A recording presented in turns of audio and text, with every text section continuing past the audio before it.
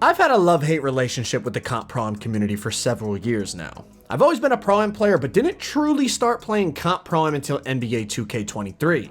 Made my own team, signed up for leagues consistently, and by the end of the year, we ended up winning the biggest league on the game. Fast forward into NBA 2K24, we became one of the best teams on the game for several months in a row, winning all 3 major comp proam leagues and dominating so hard that we were banned from several leagues. And the treatment we received from certain players, teams, and even leagues themselves drastically changed from when we first joined in NBA 2K23. Continue on to NBA 2K25, the treatment continued to be just weird and just something I didn't really want to associate with anymore.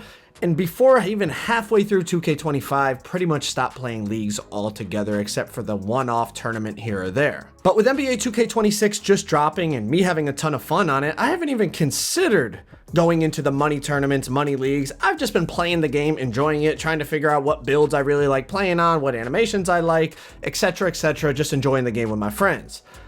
But I do see things on Twitter, and I'm not gonna lie, it's just crazy some of the decision making going on in the comp proam scene. It all started when the game first came out. Leagues were considering banning rhythm shooting, banning shooting with the stick, right? It's a new function that was introduced last year and they tweaked it this year. Before the game was even out for a week, leagues had already started banning rhythm shooting. Whether you agree or disagree is not the point. Let's continue to move on. The next thing some leagues did, they banned 7'4" centers. Right? It's a new height on the game and they can shoot over the top of smaller defenders, and leagues started banning that. However you feel about that, everyone's entitled to their opinion. Now you have comp proam players, comp proam leagues now providing height restrictions at each position. This is very similar to what the NBA 2K League did with their league build system, trying to force players to all play the same style, the same builds, the same animations to try to see who would be the best under those circumstances. To me, this is killing any creativity, any potential unique content that could be made in the comp proam scene.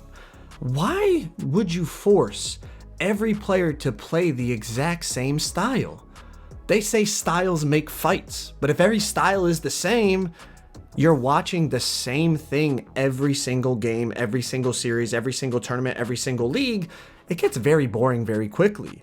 Why would you not want to see different unique play styles, different builds at different positions, having to make players adapt to who they're playing against and how a certain particular matchup might require a different build to combat it, and it adds a whole different level of strategy into the mode. Part of the reason I think our proam team became so popular is because we played different than every other team. We ran the 5-out system. We involved the off-ball players more often than other teams. We had Swag ISOing out of the corner in 2K23 on his power forward build.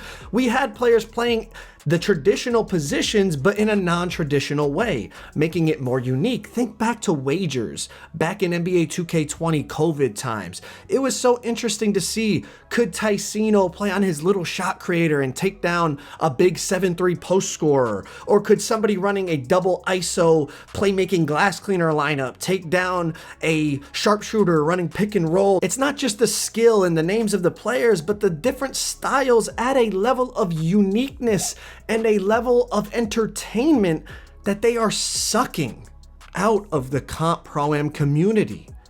It's almost like they're trying to recreate the 2K League build. They almost want everyone to have to be on the same set of builds, but that league does not exist anymore. You're competing to try to play in a league that doesn't exist. It doesn't make any sense. And for me, as somebody that is going to play on a 6'8" point guard, with these new lineup restrictions, guess what? I can't play. They banned me before I even signed up. They banned my build. They banned me before I even decided to play this year. And I don't really care. I don't have any desire right now to play any competitive pro-am. But you guys know as the year goes on, sometimes I get that itch and I start dabbling in the leagues. Well, someone like me, I couldn't even play on the build I wanted to play on if I even wanted to play in the league. It's just a crazy decision in my opinion.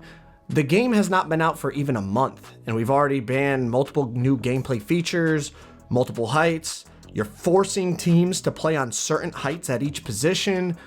The game's not even a month out. We haven't even found the best methods to score and defend and we haven't even found all the best stuff on the game yet. There was things we found in 2K25 in January and February that we didn't even know for the first 4 or 5 months of the game, and they ended up being the most OP things on the game. We don't even know what the best stuff is on 2K26, and we're already banning stuff from leagues. Now, obviously, as a content creator, I look at it from the content side, and in my opinion, it's a huge mistake to limit the uniqueness that teams can play with. My big gripe with the comp proam community is it's copy and paste. Everybody plays the exact same way.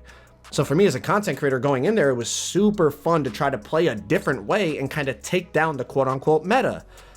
But this game, there really is no meta right now. And who knows if there will be one.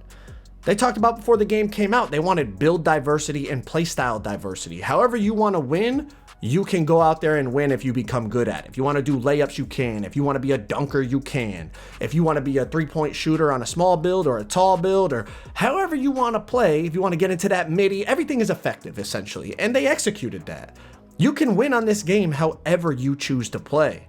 And the leagues are basically forcing people to play a certain way? What is the actual thought process behind this? Again, are we competing to make the 2K League that doesn't exist anymore? Are you guys competing to play on a league build system for the 2K League that again doesn't exist anymore?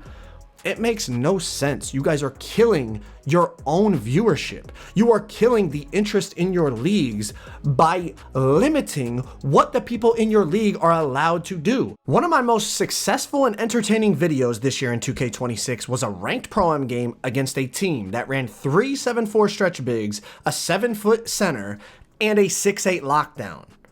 Now, you might say, well, Joe, that's toxic. It doesn't take as much skill. But you know what it was? It was super entertaining to watch. And ultimately, these leagues, don't you want people to want to watch the games? If you get people watching your league, then you become the primary league in the community. There's a whole business side of it that obviously if you can attract viewership, then you get into, sponsors and things like that. We won't even dive into that side of it. But you want people to watch an entertaining product, and you are killing the entertainment of the product by limiting what teams can do. Like we said, styles make fights, right? Imagine if every boxer had to fight the same way. Like Mike Tyson was Mike Tyson because the way he fought. Ali was the way he was because the way he fought. Floyd Mayweather, he has his own, they all have their own style and they're all great in their own ways. Now you might look at one style of fighting as superior to others or more skillful than others or however your opinion is, but they can all fight their own way and it makes it more entertaining. The game against the 7-4 stretch team, a lot of people was like, this is ridiculous, this takes no skill, but you know what it was? It was entertaining as hell. I'm gonna leave the link to that video on the screen. I highly recommend you go check it out. Let me know if that's more entertaining than watch 5 people play on the same exact build with the same exact animations, game after game after game.